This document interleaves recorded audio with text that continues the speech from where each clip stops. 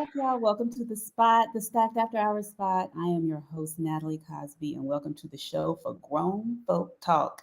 So, again, we are in season 3. It's been really interesting so far. So, tonight we are talking about Snapped. Is it crazy or justified? So y'all get ready, get your cocktails, get those fingertips loose because we want to hear your comments and question on tonight's show. And here at Side, we keep it what? Lit and enlightening. So let's get into it.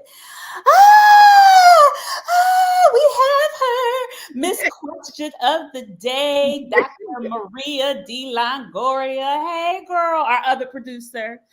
Say Hey, honey. how are you? I'm Sunshine is out tonight, so she is filling in. And honey, y'all know if y'all ever are in the group, y'all know Dr. Longoria, Maria got some good ass questions. So I said, Maria, let's talk about what makes her snap and just even the build up of crazy. Like, what were some of the questions this weekend, Maria, that some people actually answered, or what did you see? so we were asking questions about what kind of things have pushed you to the edge or over the edge, right? Mhm. Not to the edge, over the edge. Yeah. And I think a lot of people were talking about things that kind of build up as Mhm. opposed to just waking up one day and flipping out, right? And usually when people say somebody snapped or they're crazy, they don't take into account what got them there. It's just about that moment and how they acted out of character and not everything else that contributed. Yeah. I mean, look, I know I've had my moments of crazy. I remember I was on a trip with I'm gonna call him a boyfriend. And you know how you know when somebody is, but you Mhm. just don't think they would do that on vacation with you when you bring him to a space with your family and whatever else. 'Cause we special, Because we special. I'm right? special. Thank you, Maria. Yes, I am special. I am smart and important. No, but I was special. I thought I was the exception. But let's say our relationship was somewhat unspoken. I wasn't open, but he was. And so he Mhm. thought he could act as such on the vacation and decided to have relations with somebody else, actually right next door. And Ooh. so I was Ooh. like, he was supposed to meet me at the club, and I was like, yo, where are you? You know, and I was like, oh no, this Negro did not. No, he did not. And I lost it. Me, like ripping clothes, like ripping the shirt I bought him, hitting him. Like That's I it? I went into a zone. Like it's not who Mhm. I am. People like you're a yogi, you're calm. I was like, and I had to look at myself. I was like, Natalie, that's what you get for bringing somebody on the vacation who you know. And at the end of the day, I wasn't supposed to be with him anyway. You Mhm. know, but I took out what I had seen over and over again. Did I go to jail? No, I didn't go to jail. I probably could have because honey, I was in the vineyard. And honey, they would throw your ass. They don't have them kind of things going on there. So They yeah, didn't have enough room in the jail for you. they have girl, they don't even look. They're gonna be For like, we 2 can't. cells, They one was were not like, for put you. her back on the boat. Put her back on the boat and send her to Greenland. But yeah, I mean, Maria, have you had any moments of crazy? Who hasn't, right? Yeah. I don't think I know anybody who hasn't. But yeah, I definitely did, and I think my moment of crazy was a little different than yours in that it was somebody I was living with. Um, and it was Thanksgiving. We live in Baltimore, baby. And his sister and his brother had come to visit, right? And I had my son was there and we were supposed to be everybody was having a nice dinner.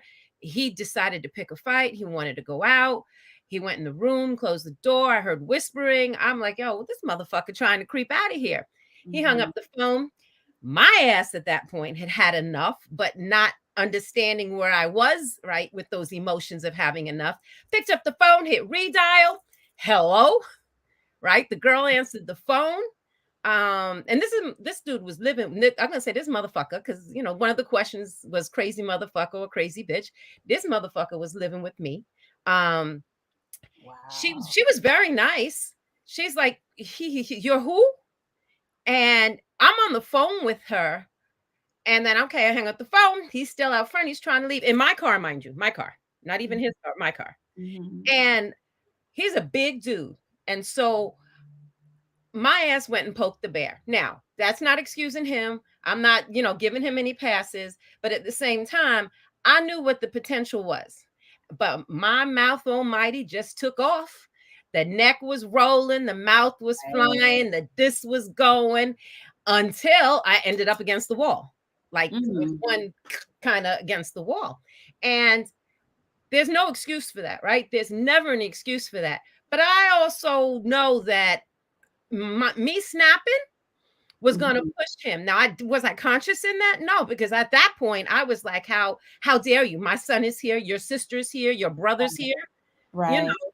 And so it's that moment where you just kind of lose control, or you kind of lose an understanding of where you are at that moment and who you are in that moment, because that's not me. Yeah.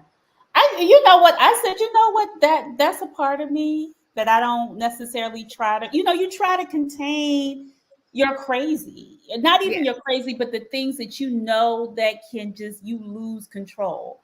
And I was like, I realized like a lot of people have relationship anxiety.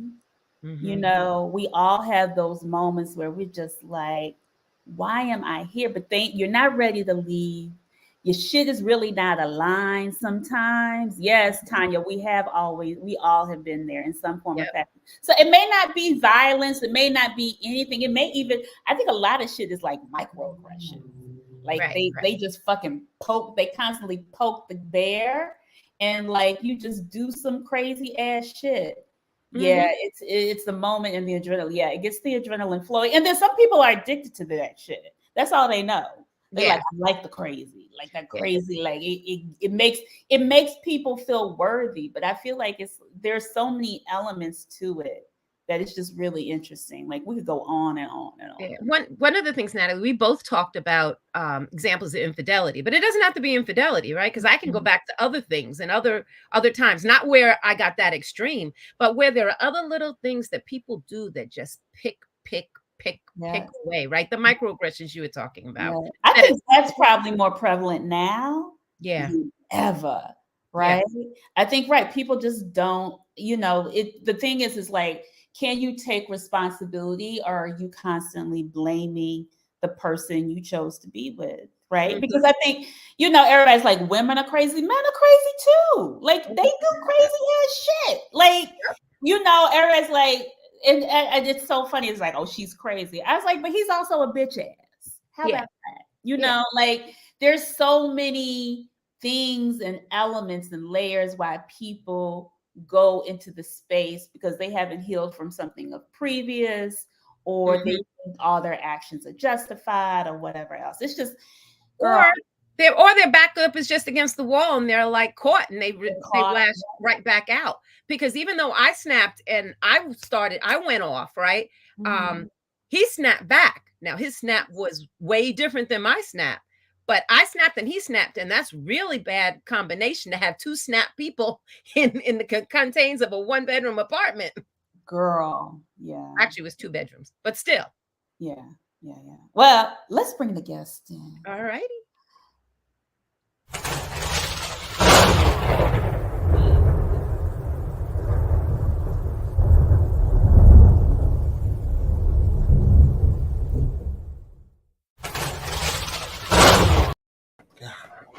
Woo!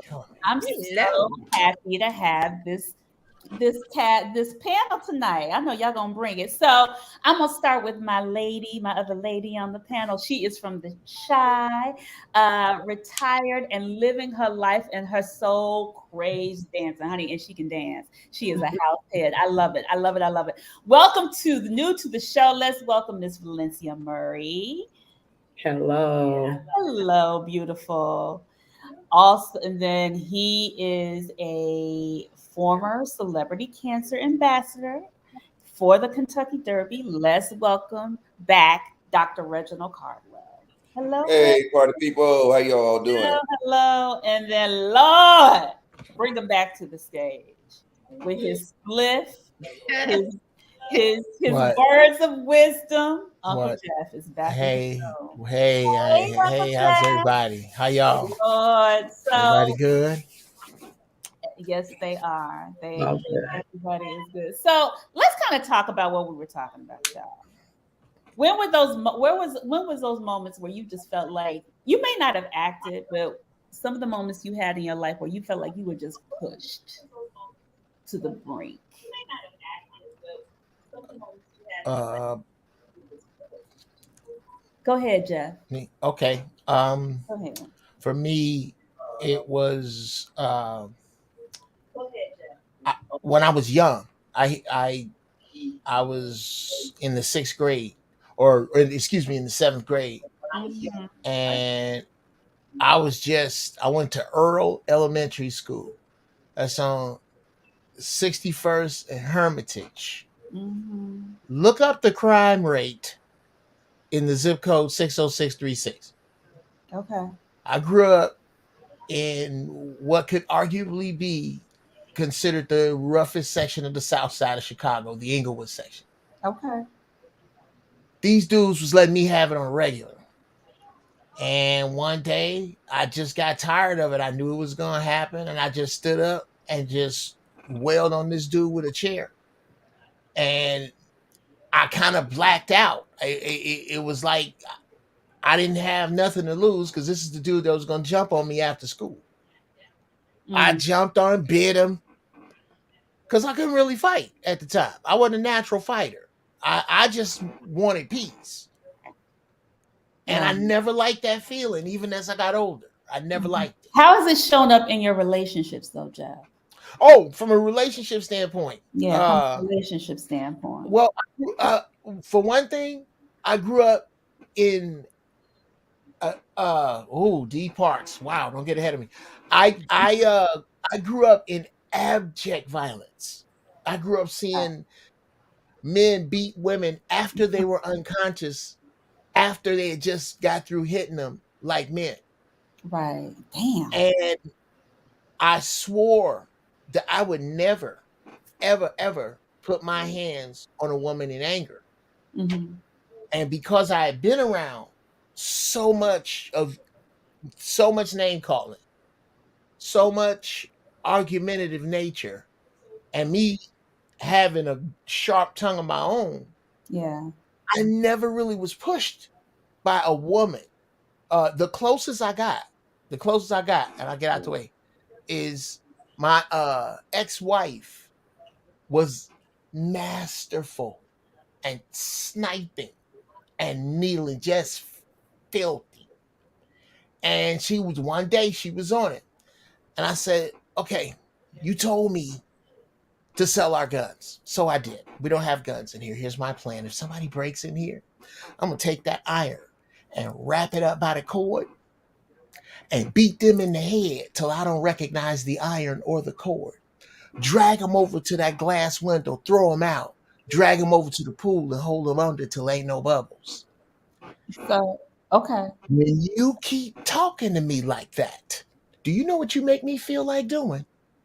Taking that iron and grabbing it by the cord and beating you in your face What? until I don't recognize this iron or this cord, then dragging you over to that plate glass, throwing you through it, and dragging you over to our pool and holding you under till I don't see no bubbles and sit and wait for the authorities. And if your brothers and your father were here armed, they could not stop me because I would kill them first, and I then would take that iron. Okay. Please, Okay. Hold on, Jeff. Hold on. Wait. Warning. The opinions expressed in this program are those of the presenter in their current state of mind, which they have the right to change at any given moment. The iRant Network and the members of the Ranters Union are not responsible for any claims made. Oh, okay. Valencia. Sounds Yes. like a sore spot. Where did Jeff, that come? no. I'm punching What my was that? throat. What was that? What was that? What was I'm that, bro? That was what women don't understand because of how society has been nerfed for them. There's a reason. Okay, wait. Hold on. Before we go down this road of saying what women do to poke the bear, we do poke the bear, but y'all also do shit that makes us poke the bear. But I don't want to get into that. I want everybody to I want Felicity to talk before we, because I see her face. Go ahead. Ooh. Oh, this is gonna be a night. Come on, Felicity. Okay. Well, I think the memory that I have of me, what was out of character for me, or snapping or to the limit, was my ex-husband. Mm-hmm. And I discovered, another woman. And I went walking down the street. I hijacked a ride from a stranger, knowing the dangers of that, but I was just trying to get to where I knew he was at. And when I got there, this was the cleanest alley I had ever seen, because there wasn't a rock, a brick, nothing big enough for me to bust the windows. But I must say, I was early 20s. Mm-hmm. That was forever ago. And I didn't leave, so all the foolery, and I didn't leave. So I had to learn from that. You go back and you go over these things, and you realize you have to ask yourself, why did I stay? Why did I do that? What do I need to fix where that becomes unacceptable for me? And I cut it off, like when it should be cut off, So that would be my craziest moment of doing too much. I love that you hijacked a car. Girl, if that ain't Chicago. I hitchhiked. I didn't care. He was drunk. He looked like he might have really wanted to do something to me. Mm-hmm. But the fire in my eyes said, today would be your day, because I'm on a mission tonight to hurt somebody. And if it's gonna be you, it's you. But if not, you're gonna get me the way I'm trying to go to hurt somebody. I submit to you, if I may, that the man in the car could not possibly have hurt you at that time, because that wasn't part of your lesson. Yes. The class you were in did not involve any of his treachery. So you were shielded from that, because there was something that you had to learn in that moment.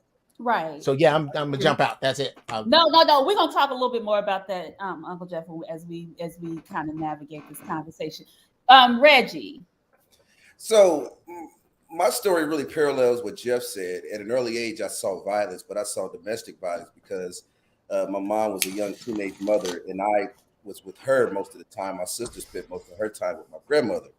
So my mom, of course, she had boyfriends at a teenage age, and they were abusive. And me at 3-4 years old, I would see my mom get the brakes beat off of her. And so at an early age, I recognized what a full physically developed man could do to a woman when he's angry and he doesn't know how to control his rage. I don't know what my mom did to that man to make him that upset, but he put his hands on her. So later on in life, I never put my hands on a woman physically, but I've been in situations where it could have went left for that woman simply because she was trying to push me. People say she was poking the bear so bad. That's what was happening to me. And I had to really just pull myself away from the situation. However, I remember the movie, The Color Purple. Remember when Mr. was taking the sister to kick her off of his land, and Cindy was grabbing her and trying to, how this woman would not allow me to leave her home. And I was like, let me go. She was like trying to basically kidnap me. And I was like, listen, please, I was begging her, please don't make me do anything to you that, would put us in harm's way or put me in jail. And so that was really the first time I was initiated into that life of not being the perpetrator of violence, but being the victim of a domestic violence type of situation, because she was grabbing me and she actually hit me. And so I told her, I said, the next time that you put your hands on me, it's over with. And the second time she was from that background, domestic violence, and that was she was used to, and she put her hands on me, and that was it. But I've been pushed. Don't get it twisted. I've been pushed, but I just think about those memories and seeing my mom, the abuse that she went through, and the bruises that she had, and knowing that I could do that to someone, and it won't be a good situation for that female. But again, I've pushed people to the point where they've been very, very volatile towards me, but I've just had to learn to control that type of anger, because I knew that it's not a situation where a man putting his hands on a woman in that situation. But unfortunately, some of the women that I dealt with, they had not necessarily physical violence, but they also were abusive with their mouths. They had a real bad, nasty mouth. And we talked about that last week, how sometimes women can say things to men to really take you to that place. Fortunately, I was able to, control that anger. But like I said, I learned that at an early age. Right. So I was talking about relationship anxiety, right? Because we get in these relationships with people, and we're like, and even as we've grown and gotten older, there's things that the microaggressions, because I think that's what's really driving a lot of people in these spaces of, you ain't supposed to be there, but you're not ready to leave, but you have all these other things that are just building, right. like Valencia was talking about, that you were just like, okay, I needed to leave, but I know I didn't. I wanted to leave, but I wasn't ready to leave. And we continue the narrative like, well, eventually he or she will start to see it my way. Right. And there's a lack of. Go ahead, Maria. I'm sorry, I got a question for Reggie. Reggie, you said something about you've pushed people, to points. What kind of things did you do? Not intentionally, until it was brought to my attention, but I didn't mean it.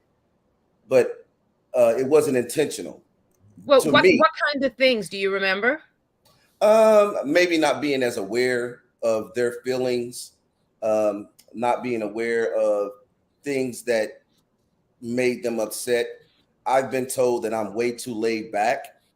And so in certain situations, insecure females would think that I was cheating, when in all actuality, I wasn't doing anything. It was their insecurity. Were you ignoring them? Not necessarily ignoring them, but not being aware, not having that sense of mindfulness of their feelings most of the time, not all the time. So one of the questions was talking about, or I don't know if it was the question or just the answers, right? The responses. They were talking about was it somebody's response? Oh, it was a question. I'm sorry. Are you aware of people's insecurities, and do you poke the bear, or do you kind of work with their feelings? So in that case, it kind of sounds like you weren't even aware. So you were unconsciously poking. Me? No. I wouldn't do anything like that. It was just something that I wasn't aware of. But when it was brought to my attention, again, I made sure that I apologized to the person and didn't, hopefully didn't do it again. But like I said, most of the time, not all the time, it was me. But when it was brought to my attention, I corrected that behavior that they said was bothersome to them. I think, ladies, if I may. Go ahead.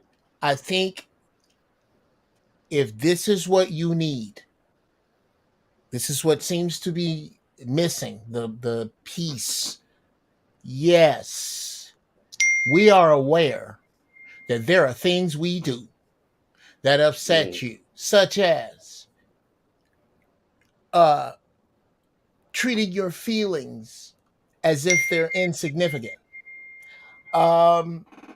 treating you as if you are less than or stupid for the things that you bring up because of how they look with just our lenses, not putting out social fires when it's obvious that these heifers is looking at us, not having you feel protected,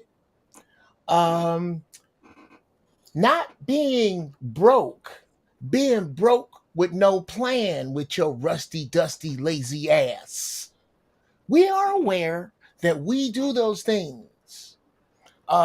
I trying to figure out which of those I am guilty of so I can throw myself on this cross. I don't think it's throwing it, but Jeff, I don't think it's about throwing people on the cross. Let me say this. I need to know what you're looking for. I don't think Natalie, anything. Let me what say about this. this? Let me hold on. I think what the funny thing is, it's just like it's not even a gender thing. I think it's really how you are designed as a person, right? So I like was about to go there. if your intentions, right? If your intentions with somebody is one thing and their intentions with you is another, it's going to be drama. It's going to be drama no matter what.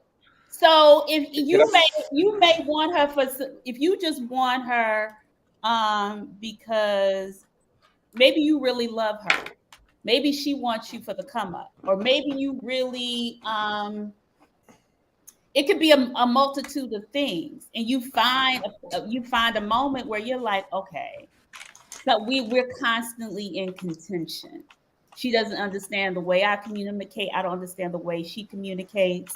And it causes this anxiety that is sometimes unspoken. Natalie, I was going to say that's the level of emotional maturity at that point in my life that I didn't have, to be aware of other people's feelings. You said something that was very important. We as males in America, you know, we're told to be emotionless. We're told not to cry. Mm-hmm. We're told not to share our feelings. And so most of the time, not all the time, that goes into relationships when we meet females who, what makes you all great, your gender, is the fact that your emotions are what make you very special. Whereas men, we're told to hide our emotions. And so when you get in a relationship with a female, you don't know how to say certain things or to express yourself because you haven't been taught that way. You know, we're told to just sit back, shut up, and be quiet most of the time, not all the time, and just deal with it. You know, don't cry. You know, don't bicker. Just deal with it, and I it think the plays phrase out. is man up. I don't want to necessarily say man up. I would just say be aware of your emotional vulnerability, which we're told not to have. We're told to not be emotionally vulnerable in our society. Yeah, that's what I was referring to, though, because usually they tell children, boys in particular, from when they're small, you got to be a man, you know, man up, be a man, don't cry, don't do this, don't do that. And not saying that's the correct definition of a man. I'm saying that's the phrase that's often used. Yeah, but see, you can't go from a boy to a man. You have to go through stages to get to manhood. And so when you miss those, go ahead. When you miss those critical stages, there are gaps, okay, that go into your life as a male that you didn't go through. So, you know, you end up missing certain things that are very critical when you get into a relationship with the female in your life. Right. Yeah. Mm-hmm. But I wanted to kind of come back to this unspoken of this relationship anxiety that kind of happens in relationships. And how have y'all? I'm going to start with Valencia. How have you dealt with And it may be a good relationship, but I think every relationship comes to that point sometimes when there's anxiety and things are not being communicated, and that's when the drama happens, or you know, you go left, right? So I just want to talk about y'all to kind of talk through what have been those moments and how do you deal with them now? Okay, well, I have a different point of view than I probably would have had 10, 15 years ago.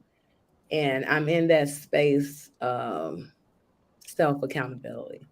And if we all just use that, so I would say the more and more that I became accountable for my actions, the stress decreases in my relationship. So I believe that all the back and forth that causes anxiety is there because everybody, I don't care if it's male or female, they're bringing to the table a lot of trauma, a lot of wounds, a lot of hurt. And we don't go back and deal with it because the people who are at the base of that pain we have them on pedestals as mom, as grandma, as uncle, as pastor, as whoever it may be. And we don't go back and deal with those issues. And then they come out through the relationship. So I say the anxiety is not necessarily coming from the relationship. It's coming from our lack of discernment, our lack of boundaries, lack of self-love, a lack of models of all of that. We lack the models, but we won't say, mom didn't do, dad didn't do, grandma didn't do, and we won't just look at that. We talk the talk about breaking the cycle, doing the work, but no one tells you what that really is. They just say the words. We got the little slogans. We sling slogans. What are the slogans, Valencia? What are some of the slogans? Just work on you. I'm working on me, but no one can tell you what the work was. Exactly. And so they're talking the talk, because that's all you have to do these days, talk enough talk. And people, you can convince people what you're talking about. So I really believe that like I said, if we get back to the root of who we are, then we'll be confident when we're not feeling shame of things, of the mistakes that we've made, and we've come to terms with those, and we went back and said some things we probably should say. Then and only then will we be able to look at someone and say, I'm not going to allow you in my space because of this, and this is my boundary. And as soon as you show me who you are, then it's actually very freeing. It feels really great to actually get to that point. Yeah, I think a lot of people end up placing blame on the person or whatever. But it's also like, what are you attracting, and why are you staying? And also, like, are you attracting the trauma that you have experienced? Yeah, people get joined by their trauma. That's their connection. And they think it's this great energy, but it's no, like, so for instance, one of the people in the relationship needs whatever they need, and the other person wound is giving that need. It can be a match made somewhere, but it's not in a healthy space. They're feeding each other's Anxieties, attachment. That's That unhealthy shit. If I may, Go ahead, Jeff. that's the class. That's the class. And if they fail to learn what they need there, no matter who, they can go around the earth. They will not run from that class. Somebody in the different flesh will show up with the same damn lesson. If you don't learn, you're exactly right. You are put together by what is supposed to be fixed. That's the person you're in class with. We're supposed to fix this.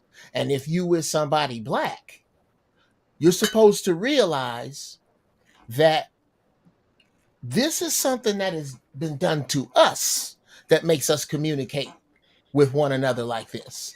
To shortcut another subject, to get back to what you were saying about how to communicate during times of stress, me and my wife just went through one of those. We've been together for 13 years. And what has to happen is a man, if he is going to choose a woman, has to be wise in choosing a woman he can lay his faults bare in front of. Here's we start with when it get real heavy, me and my wife start with, here's where I'm wrong, or where I think I'm wrong. Or am I right about that? Tell me what I'm wrong about so we can fix this. It is real easy. My wife got a nasty mouth, and whew, wow. If we really wanted to put the gloves on and destroy, because here's what happens. You got this beautiful relationship, and it's in the center of you, and then You say something nasty. He ripped up a little bit. Then he say something foul. Then some come out. Then you say something foul. Then some more come out. Y'all go in the room, fuck each other's brains out, and you feel better, you look better, you speak better, you communicate better for a while, and the next thing come up, you do some more beating on the relationship because you don't recognize the relationship as an entity outside of the both of you. It's another thing, like a baby. You don't get to keep beating up on this baby, and one day you cool with each other, but you don't feel shit and not understand why. The baby's dead. It is something you have to feed outside of you. So when I get ready to get hot at my wife, Jesus, I made her cry a few times, and I fucking hate myself for that. I gotta put my gloves on. I love this thing. That's not me. That's not her. It means something to me. And it's rough, sisters. It's rough to get sisters there because we have been so fucking adversarial with one another for so long. And nobody wants to be first. Everybody wants to be right. That is. Nobody wants to be first. But that's that level of emotional immaturity that comes in between both parties. So with that being said, I was going to say that you should seek outside help, because a lot of times we just don't know, and we just aren't equipped with the strategies and the methodologies to walk us through these processes when we do get into a situation with our mate, or someone that we are cohabitating with. Those things are specialized type of skills that individuals have to learn how to accumulate and how to refine over the course of time of that relationship. So, as Jeff was saying, we sometimes have to go outside the relationship and seek counsel from the elders, but I would always say seek counsel from professionals, where it's relational individual therapy, group therapy, couples therapy. Those things are available to us, but in our community, we don't necessarily utilize those type of resources, and it's to our detriment. So many relationships can and should be saved if we just stepped outside and said that we can't do this. It's not working because we're always at each other's throat at 5 o'clock after Friday when we've had a drink or two, and then it all comes out that Negro, you didn't put the seat down, or your stinking ass keep leaving your wig on top of the Right. on top of the chest of drawer, and I'm sick of it. Those things can be talked and walked through, if we sought out professional help or seek help from the elders, outside of our relationship, if they can give us great counsel. We all people aren't elders. We got some people out here who talk that stuff, but they aren't, equipped to give us the type of knowledge. I think sometimes the elders know what they know thus far. That's right? why I'm saying. Right. And I think the thing that's going on right now with our generation and younger generations is we're not coming together we're not coming together as easily as the elders did. So their outlook is limited in certain ways, and we're also trying to heal ourselves, which I feel like we're in a space right now that we've never really had an opportunity to do, to really explore who we are as individuals, especially Black women and men, and what we really want. So you said something too, Nat. You said we don't have the places and the spaces anymore. That's why I always say it's essential that we have places like this where you bring together, like Dr. Maria, who can provide insight. You bring together a brother named Jeff. I've seen him many times on different platforms. He has a great deal of knowledge. You bring these people together and we think it out, because we have to have that, in our community, because we're losing relationships. We have the highest percentage rate of unmarried people, and we have to figure out how we can break that, with our younger people and amongst ourselves. And it's us coming together collectively and bringing people together to talk about these things. And man, how'd you deal with this? How'd you deal with that? Well, you know, Well, Dr. I think, Maria, but I think the other thing is people are having a hard time even admitting their faults, right?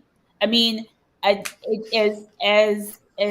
men and women, right? We'll be like, "Oh, I didn't know that." We try to act oblivious. I just don't believe that it's really oblivious. I think as women are very, let me say this, as our nature as women, we can emotional. let me say this, we can either be very reflective or we can be very victimized. It's one of the, or we understand, like, and in Black women, I think we are always holding ourselves accountable because sometimes we feel like, okay, well, da da da da da, and sometimes we don't.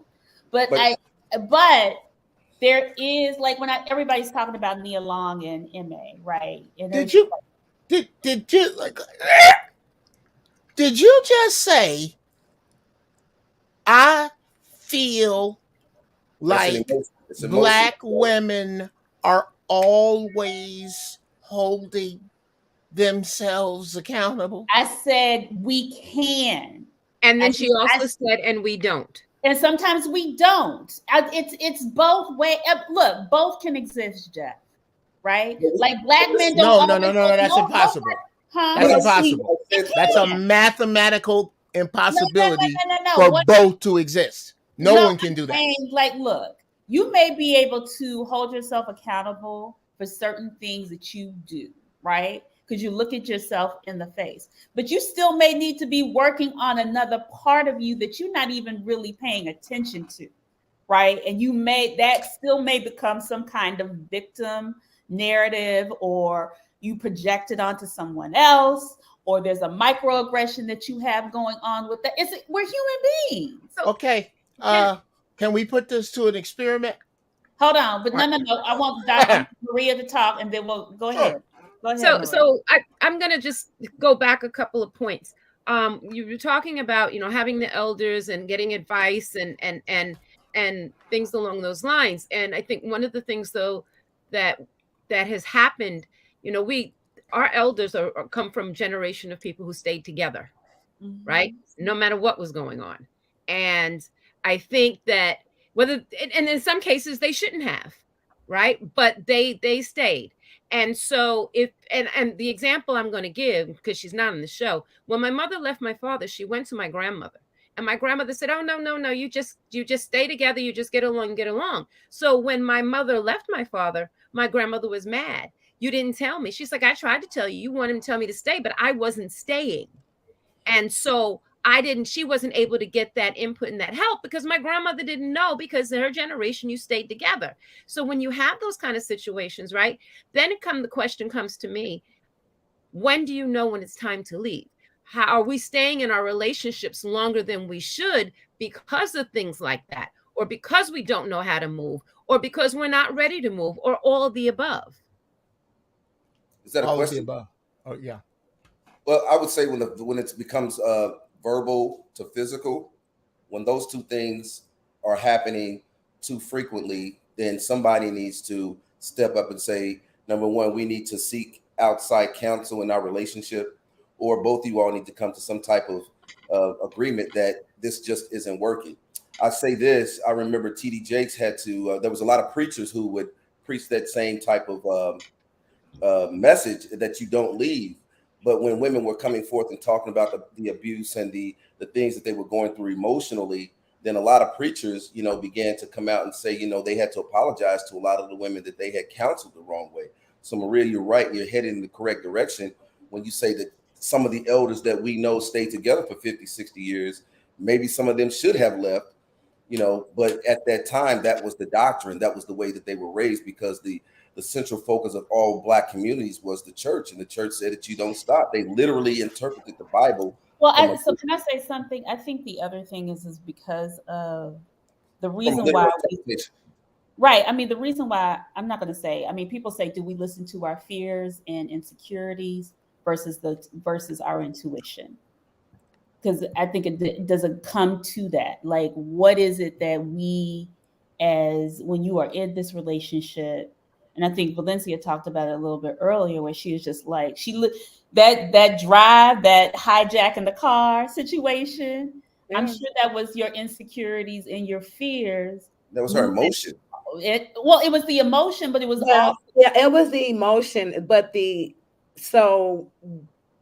what was my fear? So we can, once again, that's what I mean by like, we'll say things, but what does that mean to you may not be for me. And so, and then the fear isn't even what's happening. It is what wound that's pouring salt into. And you have to go back and find out what that is. So me going over to this woman's house because I know this is where he's at was about me feeling disrespected, and then where did I feel disrespected before? Really? That's what sends off those signals inside me. And too many times we don't take the time to go back and trace and connect the dots and say, why do I respond like this? Why? What is this person giving me? Where is my smile, my joy? Where is my focus? Where is my support? All of that was missing when I. But listen, Valencia, had that happened to you before? To make you react like that, or maybe you reacted in another way with someone else, but had you allowed someone else to take you to that place before? So I don't believe that the reason you act like this in this one relationship, this intimate relationship, is because you did something in the past intimate relationship. I'm talking about going all the way back to feeling these feelings as a child. Mm-hmm. And people think that when people talk about that they're going too deep, or it's not even that serious, but it really is. And when we take the time to go back and say, okay, what is that am I missing? So I'm working with someone, and she connected the dots to the reality of what mom had did versus dad did, and where she had misplaced the anger. And so while she's out here looking for things, she's figured out some things that go back to things she was missing as a child. It's great to discover these things so that you can go into a relationship healthy and knowing. When you clear that up, then you can rely on your intuition. But that's why it gets so foggy between what's intuition and what's, it's the element of not knowing why you're reacting that way in the first place. And it's not about what's going on today. I'm sorry, go ahead, Uncle Jeff. Can I cut across this with something overtly masculine that has nothing to do with the subject, just really quick? Oh, it has to be. You got 30 seconds. That's all I need. Okay, hurry up. Good Christ. Jumping Jesus on a pogo stick. This is exactly why I love Black women. Here are 3 completely different looking, gorgeous sisters. You broads look great. Wow. You really look, I couldn't say, I was sitting here watching, I'm listening. She is beautiful. And so is she. And so is she. And it's like you're clearly 3 different tribes of sisters, and you're beautiful. I just had to say that. Now, yeah, stop flirting. Yeah. No. Y'all, have you seen Mrs. Brown? Or is she gonna have some trauma later? You're gonna have some trauma later on at your house if you keep on. No, Mrs. Brown knows better. Is that all you wanted to say, Jeff? Yes, that's it. Okay. I was just sitting here. Well, I'm high. I was sitting here, and I'm just like, wow. I agree with what they say. On by our words, Jeff. I hope you would turn on by our words, just not by our words. Oh no, I'm a sapio. I'm a sapio. Okay. I'm a real sapio. I was gonna say you better get that sexy sepal going on. I wouldn't be in here. I wouldn't be in here. Right. It's a THC. It's a THC talking. Right. Come on, bro.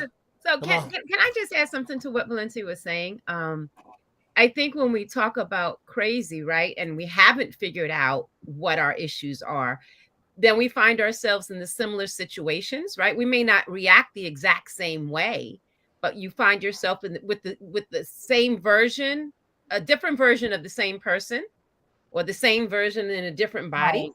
Yep. Right. And so you will maybe not act this way. And I'll use myself an example, right? What I talked about in the beginning and how I responded with the woman on the phone. The relationship I had after that, right? The guy was cheating on me. I was pregnant. Now I went off, but I didn't go the same way. I just packed his stuff up and dropped it off in front of her house.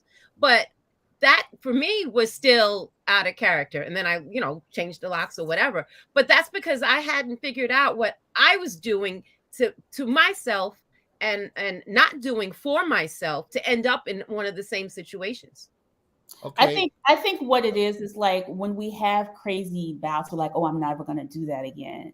But you do keep attracting certain things because you have not as discovered who you really are, like understanding your insecurities, understanding even like, so again, you can understand your intuition. I agree, Valencia, exactly with what you said earlier. But on top of that, I think a lot of people end up just managing and constantly blaming who they've been choosing instead of owning their shit. Yeah. Ask my question, Doc. Ask my question. Go ahead. Can I parallel that? So that's one of the things we keep having these issues as adults. So what is really showing me that these aren't things that are being taught at the early stages of development, meaning primary, adolescent. We've got to get back, or we have to begin to start teaching our children, our males and our females, most importantly, our males, to control their electricity, and our females to control their their energy as well, because it's very dangerous when you don't know how to control your emotions, for us, especially in this time that we're living in right now, and that's what's happening. The way that we're so reactionary to things. We don't teach our kids how to be strategists and think things out. And so what begins to happen, they carry these same reactionary emotions into their adulthood. And that's how you react in relationships, with violence or with your mouth. And that's very dangerous that we're not teaching these things. Then we're finding these things out later on in life when we have to go and get a therapist, or it cost us, a relationship that really could have went well if we would have learned these small little strategies and methodologies early in life. So as adults, we're talking about these things, but it just seems like this is something we should have learned early in our adolescent development, in our pre-stages of development. I mean, Reggie, look, we're all like Generation X. We were raised to, especially Black kids. I think we were raised to like suppress your emotions. Don't let nobody see that you're upset. Males were, but women too. As a Black woman, let me say this. I'll give you Listen. But let me finish my point before you. Yes, men too. I agree with that. But I think also, well, who has the greater consequence for not controlling their emotion? Men. Right. But what I'm trying to say is, like, I think also with black women, there has been a point where we're just like, you know what? Manage your expectations. Take what you can get. If he's, I mean, come on. The generation before us is like, oh, if he's cheating, I'll stay. If he's projecting, blah, blah, blah. Or if he's just like, if there's certain things that we constantly like, okay, it's just validating me to say I have someone on my arm. Right? Even though it may be the most unhealthiest, toxic shit. And I'm not just talking about them, I'm talking about people in general. Go ahead, Jeff. Aye. Thank you.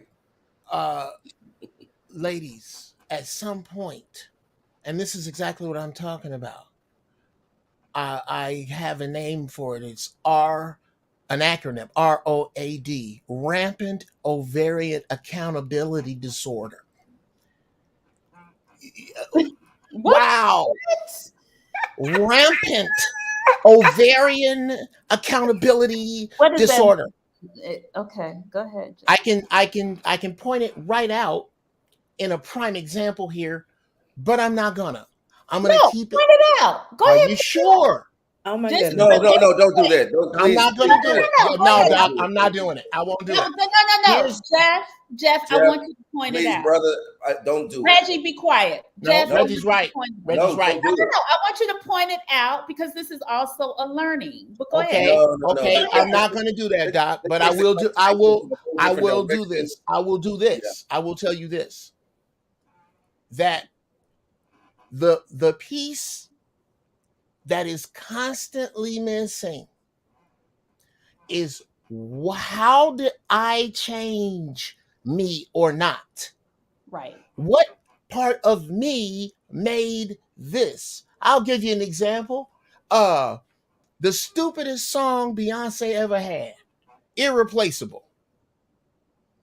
It gets most ridiculous right at the hook. You must don't know about me. You must don't know about me. I can have another man in a minute. Matter of fact, he'll be here in a minute.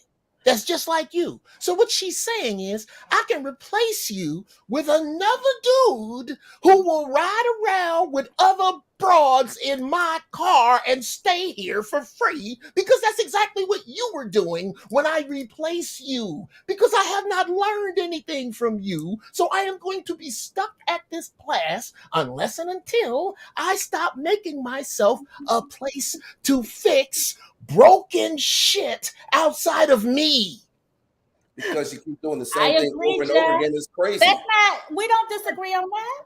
Oh Right. boy, I haven't heard any of that. Here's Until I said said, that. well, no, and with the exception of Valencia, I have not heard That's that. what I'm saying. No, I said that I had, and I'll use Here's- myself again as example. The relationship that I opened with, I said, and the one following it, I ended up with the same person because I had not figured out what I had to do and what I was doing to end up with the same person. What my issues were. I said that. Right. I think we all have been saying that in our own versions, Jeff. No. You're saying no, Reggie. I You did say have. that. No, you know what the problem is? Yeah. Man speak Go and ahead. woman speak are like Spanish and Portuguese. Exactly. Okay, and that is what I say to men. If you have a problem with meowing, scratching, and fur balls, you don't have a problem with your cat. You have a problem with cats. So Jeff, Yes. there's no consequence. Men, when men, you led with this earlier, Nat, when you said, women aren't really truthful with each other, and I said this 2 shows ago, and I said one thing about men. We'll No, tell I each didn't. other. I didn't say that. But go Pause. ahead. But that's Pause. that's what you heard. Okay. Pause, please. I said they are. I said we can and we can't be. We are selective. That makes absolutely no sense to a man. I know it doesn't. But Absolutely. That's how So, since you are the higher communicator, I submit to you, Natalie, that you are talking to a being that's slightly smarter than a Rottweiler. It's on you to get it to us. So take 2. Try to communicate to the doc in his language, not yours. Don't make him reach up. You reach down. Talk to him like he's 5 and tell him what you mean. Okay, Jeff, I got a question. Hold on, Reggie. Hold Why on. do you keep telling me to hold on? I want Valencia to get in. Why do you keep telling me to hold on? I haven't even got a chance to finish my first point. Go ahead, quickly, because I want Valencia to No, get no, it's not quickly. I mean, No, we Go ahead. only have a certain amount of time. So if you have something to yeah, say, but I'm not getting any time. Yeah, I'm out. Go ahead, Doc. go ahead. No, go Valencia. Go ahead. So, it's this thing that will never solve the issue if we continue to say what men do, what women do, what men do, what women do, what Black women do, what white women do. At the end of the day, we're all people. We have went through things, and no matter the different variations, there's only so many combinations of trauma you can have. There's these many, and then you got people that got either 2 or they got 4, they got 6 or they got 8. Whatever it is, everybody has some trauma. Deal with your trauma, because as long as you keep talking about the other person and how they're responding or reacting and behaving, then you'll never focus on yourself. If you focus on yourself, then you have the discernment to see that someone hasn't taken care of theirs, and you bypass that. And you don't feel bad because you date someone, see that it doesn't work, and move on. Don't worry about the labels. You know what you're doing. It's a whole thing of just this women not doing this, men not doing that. But can't tell you anything that they've done personally to assure that they're not the ones within the relationship that is causing the stress and the anxiety. We all want to say what we're doing. What did you inflict? Are you inflicting anything? Is what you're receiving, is that what you gave? That's a fantastic diatribe that's missing a piece. Just miss. I agree with all of it. There's just a piece that goes in there. When you're working on yourself from the open view of the other person, not working on me from me. I'm working on me from what he saw. What did he see that attracted him to me? What did he say was wrong with me? Because that is how I have with my curmudgeonly, I love my wife to death. I don't know how the fuck she does it. Other than this, baby, I am sorry. Let's start with what I'm sorry about. I love you and I don't want to fuck this up. Okay, I shouldn't have done this. I shouldn't have done that. What else should I not have done? And when she gets done with that, I tell her in language that I hope she can understand without trying to condescend or make points what it is that I need, because I cherish this. The only way I can get there is with that type of woman. That type and none other. That will open herself up and say, what did I do wrong? I'm sorry. My wife leads with I'm sorry. I am sorry, sisters. I have not seen it as much. Sure. Her, what she could be. You're doing exactly what I'm saying, puts you in those situations. What do you mean? You keep saying her. You haven't said, when I do this, I'm responsible for it, and I have to figure out, is this person for me? Have I worked on myself? If I worked on myself, let's say you're saying her, because you're so worked on. That's inaccurate. That's grossly inaccurate. I lead with I'm sorry. That's inaccurate. Sister, that's inaccurate. I lead with, baby, oh no, I am sloppy. I'm not nasty, but I'm sloppy and I'm forgetful. And I mean on some important shit because I do so much shit.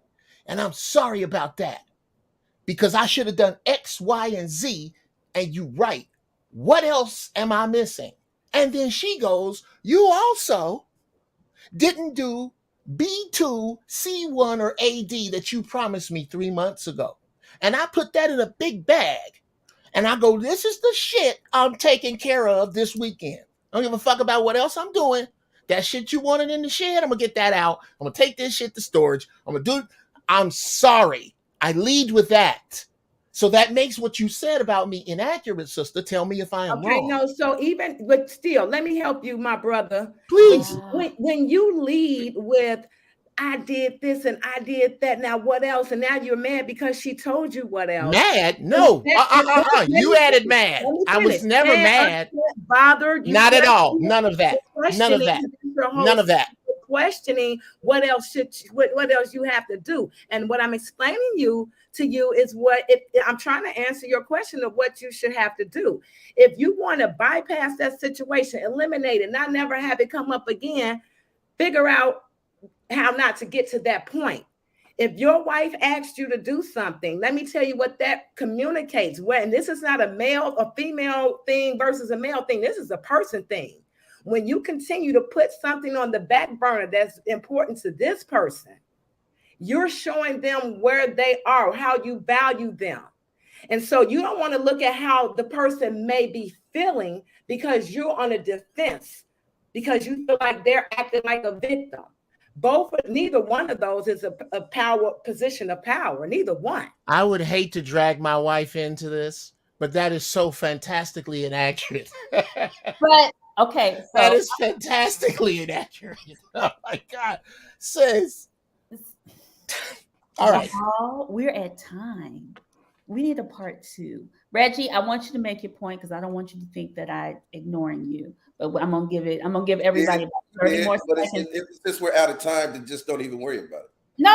Say what you got to say. We got a little time. Say what you need to say. That's okay. I'll table it.